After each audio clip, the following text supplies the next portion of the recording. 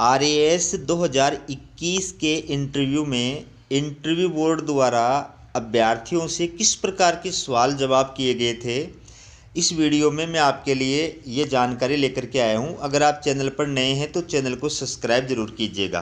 तो चलिए देखते हैं टॉपर्स से पूछे गए सवाल और टॉपर्स के द्वारा दिए गए उनके जवाब। ये देखिए, आरएएस इंटरव्यू में पूछा, आटा साटा क्या है? नितिन गडकरी और केग में क्या लफड़ा है?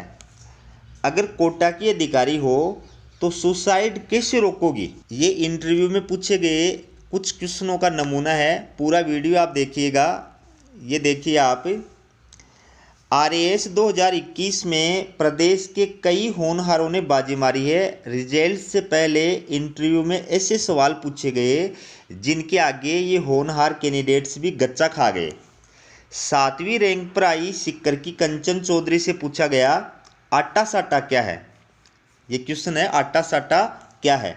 दूसरी रैंक पर आई श्रीगंगानगर की प्रिया बजाज से पूछा गया कि केंद्रीय मंत्री नितिन गडकरी और केग के बीच में क्या लफड़ा है।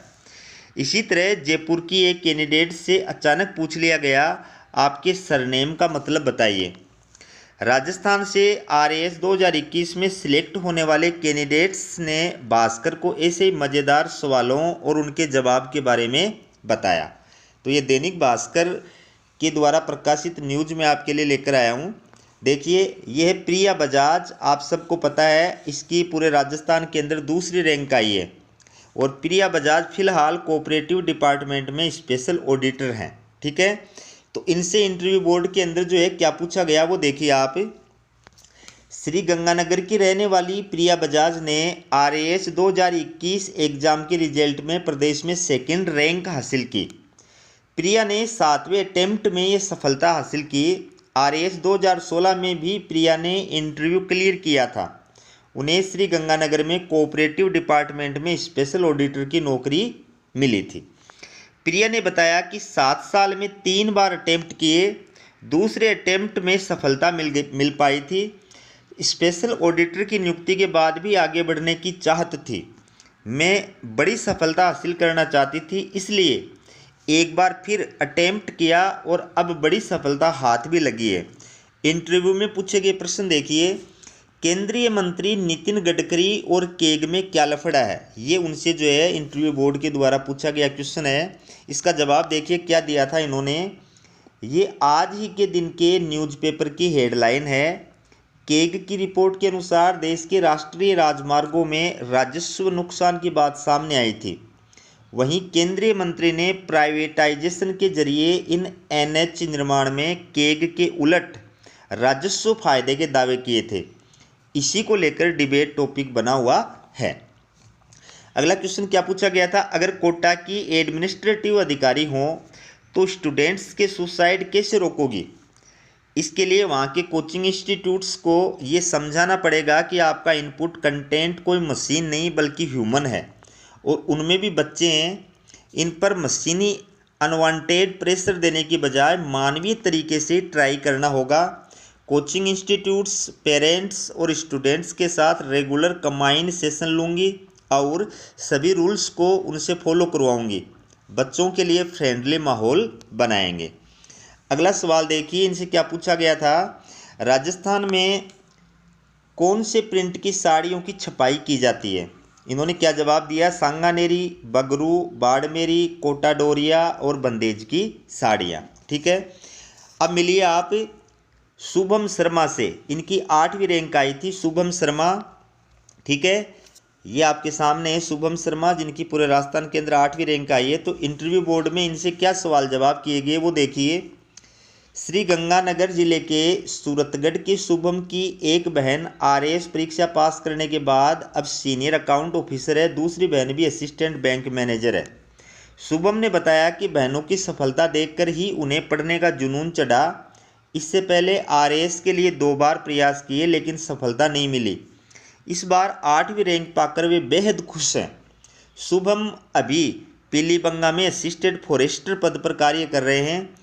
उन्होंने इंटरव्यू में पूछे गए प्रश्न और उनके जवाब बताए। देखिए सवाल, डायरी लिखना आपकी आदत में शुमार है, लेकिन क्या आपको नहीं लगता कि एक अधिकारी को डायरी नहीं लिखनी चाहिए? कभी भी बातें लीक हो सकती हैं। इसके ऊपर इन्होंने क्या जवाब दिया वो देखिए।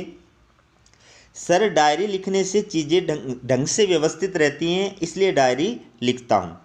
अगला क्वेश्चन क्या किया गया, सिविल डिफेंस क्या होता है। सिविल डिफेंस संकट के दौरान आम लोगों को सुरक्षा प्रदान करता है।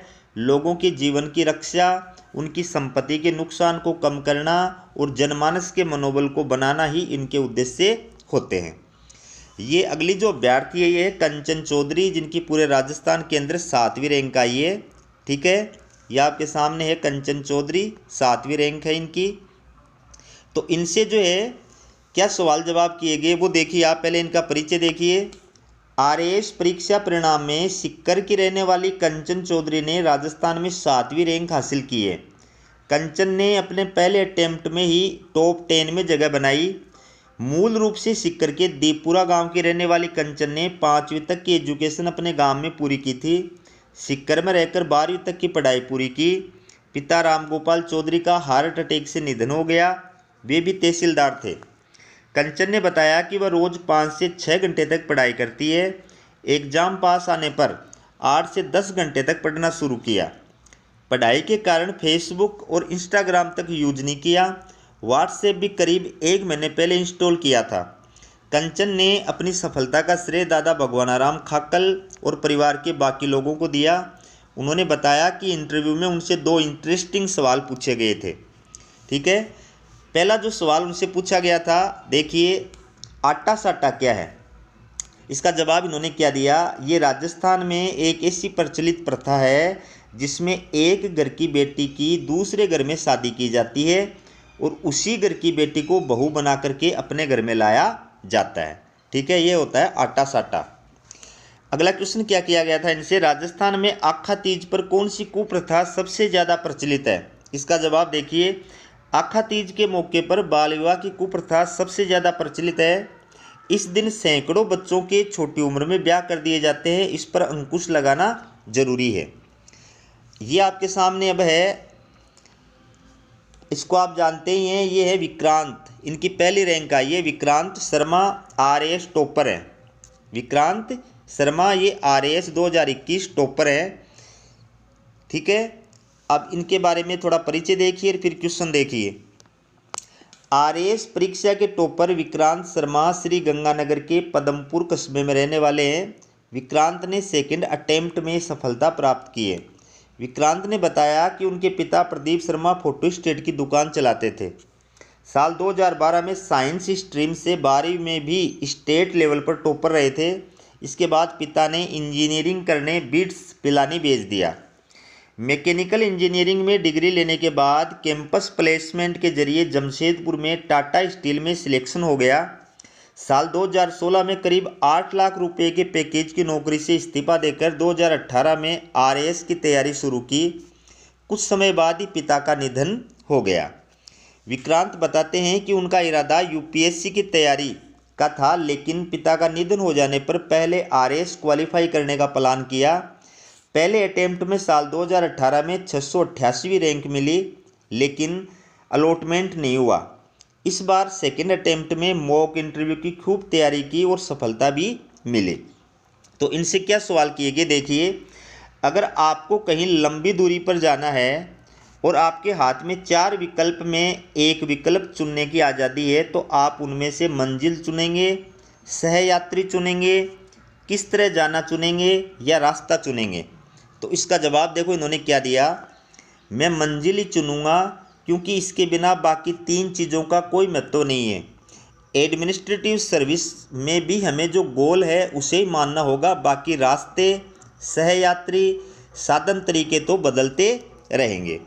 देखिए अगला क्वेश्चन इनसे क्या पूछा गया, 4 धाम में गंगा सागर का क्या धार्मिक महत्व है। जवाब देखिए, भारत के सभी तीर्थ स्थलों में गंगा सागर को महातीर्थ माना जाता है। यहाँ हर साल मकर संक्रांति के मौके पर गंगा सागर में मेले का आयोजन किया जाता है। इस शुभ दिन पर यहाँ स्नान करने की बड़ी मान्यता है। अगला क्वेश्चन देखिए, भारत में बंदरगाह कौन से हैं। इसका जवाब देखिए इन्होंने क्या दिया, भारत में 13 बंदरगाह हैं। ये चेन्नई पोर्ट, कोच्चि बंदरगाह है, Ennore port, Kolkata port, Kandla port, Mangalore port, Mumbai port, Jawaharlal Nehru port, Paradip port, Tuticorin port, Visakhapatnam port, Port Blair port और मरमगांव पोर्ट। ठीक है, अगला जो कैंडिडेट्स है वो आप देखिए, ये है निधि उड़सरिया। ठीक है, निधि उड़सरिया, इनकी 9वीं रैंक आई है। ये स्कूल लेक्चरर बायोलॉजी के अंदर हैं।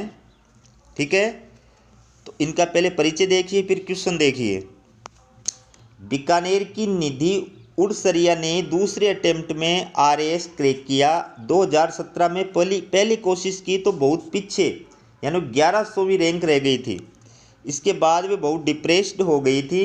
निधि बताती हैं 2016 में उनकी शादी हुई थी।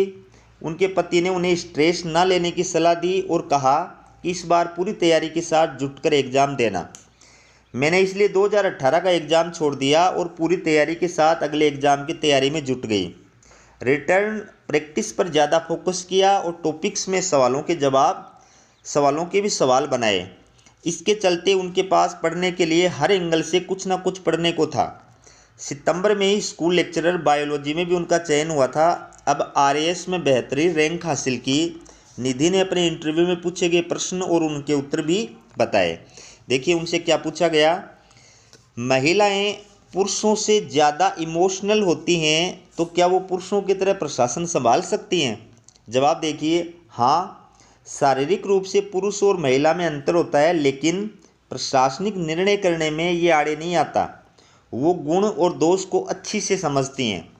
अगला क्वेश्चन देखिए। एक सीड कंपनी को फार्मिंग का कॉन्ट्रैक्ट मिलता है, उस कंपनी का विरोध शुरू हो जाता है। आप मौके पर जाकर कैसे काम करेंगे? विरोध ज़्यादा है तो क्या बल प्रयोग करेंगे? इसका जवाब देखिए इन्होंने क्या दिया। बल प्रयोग कोई अंतिम विकल्प नहीं है। मैं सबसे पहले उस कंपनी को मिले कॉन्ट्रैक्ट और उसकी गुणवत्ता को देखूंगी, सरकारी एजेंसी से उसे चेक करवाऊंगी। इसके बाद मुझे अगर कंपनी का काम सही लगता है तो किसानों को समझाने का प्रयास करूंगी। अगर 100 में से 2-3 ही सकारात्मक बात को समझ जाते हैं तो उन्हें साथ लेकर बाकी को समझाने का प्रयास करती रहूंगी। ठीक है, अब ये अगली कैंडिडेट साहब के सामने ये हैं दीपशिखा। इनकी 13वीं रैंक आई है राजस्थान के अंदर। ठीक है, तो इनका पहले परिचय देखिए और उसके बाद में इनसे क्या क्वेश्चन पूछे गए वो देखिए आप। नागौर जिले के कालवी गांव की रहने वाली दीपशिखा पूर्व मंत्री स्वर्गीय कल्याण सिंह कालवी की पोती है। सीनियर सेकेंडरी और इलेक्ट्रॉनिक्स एंड कम्युनिकेशन से इंजीनियरिंग करने के बाद दीपशिखा ने 1 साल TCS में काम किया, लेकिन वहां से जॉब छोड़कर वापस अपने घर लौट आई। 5 साल कड़ी मेहनत के बाद दूसरे अटेम्प्ट में इस मुकाम को हासिल किया। इंटरव्यू में पूछे ये सवाल। भास्कर से बातचीत में दीपशिखा ने अपने RAS इंटरव्यू में पूछे गए सवाल और उन पर दिए गए जवाबों के अनुभव भी शेयर किए।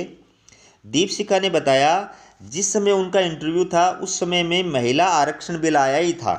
उससे संबंधित कुछ सवाल पूछे जिनका उन्होंने जवाब दिया। शिखा ने बताया कि बिल के बारे में मुझे अखबार और दूसरे सोर्स से थोड़ी थोड़ी जानकारी मिली थी।